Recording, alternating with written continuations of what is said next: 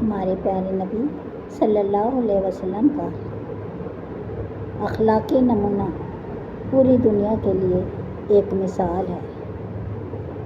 حضور نے قرآن کی صورت میں جس اخلاق زندگی کا نقشہ پیش کیا، خود بھی اس میں ڈھل گئے۔ حضرت عائشہ سے پوچھا گیا، حضور صلی اللہ علیہ وسلم کے اخلاق کیسے تھے؟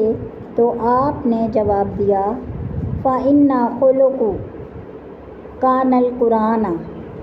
آپ صلی اللہ علیہ وسلم کا اخلاق قرآن تھا۔ حضرت محمد صلی اللہ علیہ وسلم ہر امیر اور غریب سے ایک جیسا سلوک کرتے تھے، کسی کو بھی برتری حاصل نہیں تھی۔ ہر عام اور خاص آدمی ہمارے پیارے نبی صلی اللہ علیہ وسلم کے اخلاق کا محتاج تھا اور منتظر تھا، اور ہمارے پیارے نبی نے ایسی مثال پیدا کی جو رہتی دنیا تک ہمیشہ یاد رہے گی۔